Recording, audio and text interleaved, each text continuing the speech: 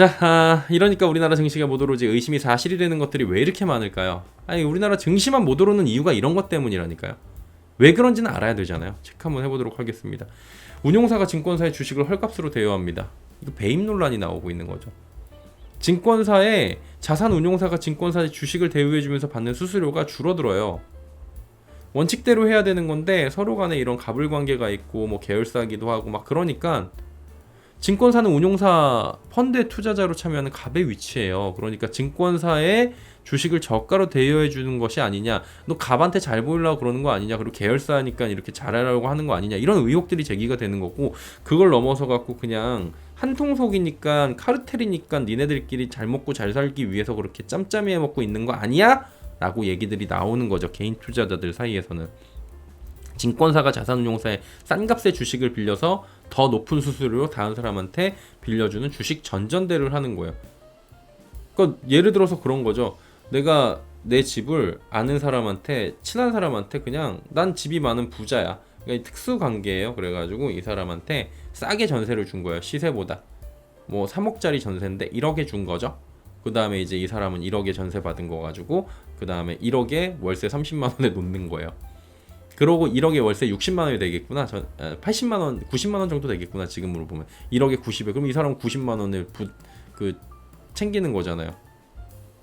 근데 이게 이런 개인간이 아니라 이렇게 증권 시장에서 발생을 하니까 너무 쉽게 돈 버는 거 아니야? 심지어 이렇게 헐값 대여하는 게 이게 문제 있는 거 아니야 이거? 그 다음에 수익성을 저하시키는 거니까, 우리 수익성을 높일 수 있는 건데 의도적으로 저하시키는 거니까 이거는 수익성을 떨어뜨린 거고 이건 배임에 해당하는 거 아니야? 라고 얘기가 나오고 있는 겁니다. 자산운용사, 증권사 등의 주식을 대여해주면서 받는 수수료가 오히려 줄어듭니다. 이게 이해가 안 되는 측면이 생길 수밖에 없는 거예요. 증권사가 운용사 펀드에 투자자로 참여하는 갑의 위치인 만큼 그거 잘 보이려고 혹은 계열사기 때문에 아니면 우리끼리 우덜식의 이런 방식이 아니냐라는 얘기들이 나오는 거예요. 저가로 이런 식으로 하는 거 아니냐, 주식 전전대로 돈 너무 쉽게 버는 거 아니야 라는 얘기들이 나오는 거고요. 개인한테는 비싸게 빌려주고 얘네한테는 싸게 빌려줘요. 싸게 빌려주고 공매도 치는 거 아니냐, 이런 얘기들까지 나오는 거죠. 한쪽에서 싸게 빌려주고 다른 쪽에서 비싸게 빌려줘요. 이로 인해서 시장에 교란이 일어나는 거 아니냐, 이런 의혹들이 있는 거고요.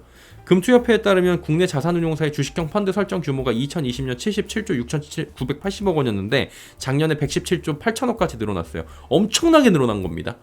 운용사의 주식 대여금은 오히려 줄어들어요. 이게 말이 되냐고요. 펀드 설정 규모가 늘어나면 당연히 거기 비례해서 늘어나야 되는 건데 주식 대여금이 절반으로 줄어들었다고요. 금액은 지금 몇 퍼센트냐면 한 50% 정도가 늘어났는데 이건 또 반토막이다. 이게 상식적으로 이해가 되는 거예요? 안 되죠. 주식 대여금은 운용사가 펀드 설정 등을 통해서 보유하고 있는 주식은 일정 수수료 받고 빌려줘요.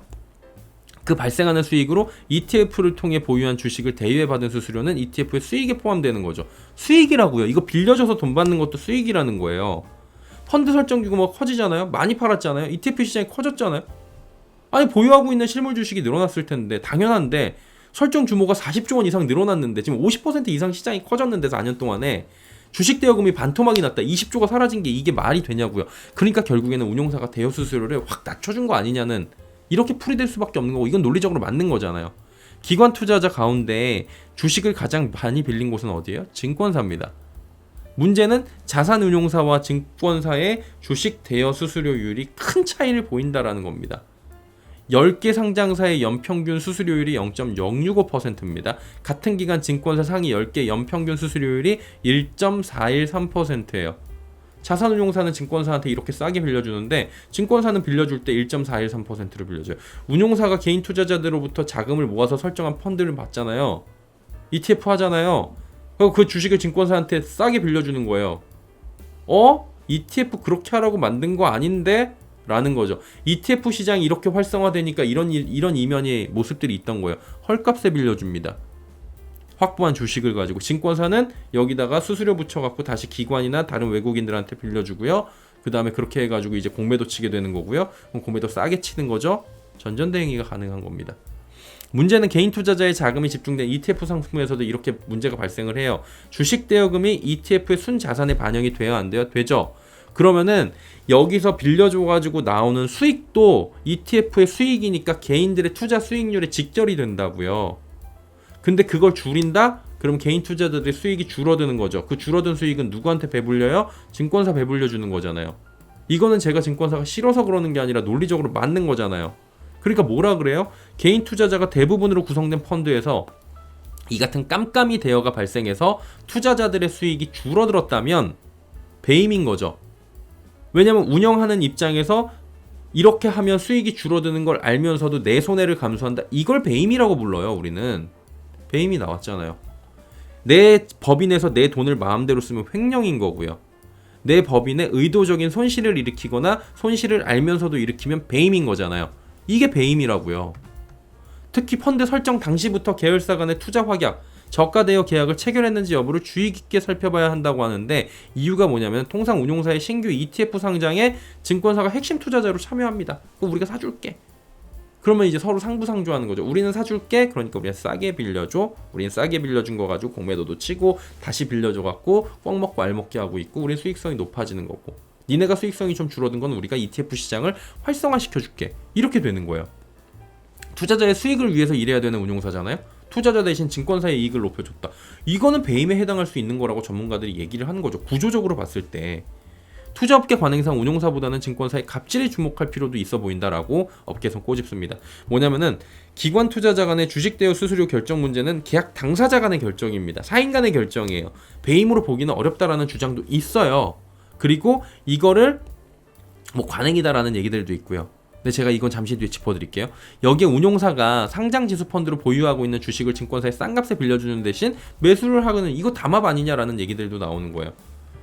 그리고 올해 상반기 자산운용사들의 주식 대여 상위 10개 종목의 수수료는 0.028%, 같은 기간에 주식 대여금 상위 10개 평균 수수료 2.15, 77배. 고평가 논란이 커서 공매도 타깃이 되는 종목들의 수수료율은 더 차이가 난다. 한마디로 이건 공매도 종목들이야. 그러면은 이거 뭐 진짜 자산운용사는 그럼에도 불구하고 에코프로비엠 그 ETF로 해가지고 모아가지고 수수료를 하잖아요. 수수료 0.035%에 빌려줘요. 근데 증권사는 1.31이라고요. 증권사의 에코프로 대여 수수료율은 운용사보다 66배가 높고요. 포스코 DX는 199배 차이가 납니다. 이게 말이 되는 거냐고요. 이게 같은 종목을 빌려주는 건데 어디서 어디한테 줄 때는 야 싸게 줄게 라고 해갖고 싸게 빌려갖고 비싸게 주고선 그 공매도 치고 이게 말이 되냐고요. 서로 싸게 대여해주면서 이득을 충분히 챙길 수 있는 구조로 가는 거 아니냐는 지적이 나올 수밖에 계속 하는 거잖아요. 지금 더 큰 문제는 싸게 대여해주고 그걸로 공매도 거래를 해왔던 거 아니냐는 지적이 나오는 거고요. 이걸 어디까지 관행으로 볼 것이냐에 대한 문제가 나올 수밖에 없는 거예요. 관행으로 인해서 누군가가 피해를 본다라면 그 관행은 올바른 관행일까 악습이 아닐까라는 지적들이 나오는 거고요. 관행의 의미 안에는 합법이라는 의미는 포함되어 있는 게 아닙니다. 관행적으로 저희가 해왔어요. 관행적으로 불법을 저지르면 벌 받아야죠. 그쵸? 관행적으로 했던 모든 것들이 합법적으로 행해졌던 것도 아닐 거예요. 그걸 용인해주는 주체도 법 테두리는 아닐 거고요. 니들끼리의 관행이라고 이건. 이게 개인 투자자들의 권리 침해나 재산 침해가 있었는지에 대해서 조사를 해야 되는 거예요. 예를 들어서 제가 이렇게 드릴게요. 제 직업으로 기자들의 경우에 관행적으로 취재원이랑 밥 먹고 차 마신다. 이건 가능하죠. 밥자리 차 마시는 거 티타임 가능하죠. 관행적으로 근데 취재원들한테 금품 수수하고 향응 접대 일체를 받았다.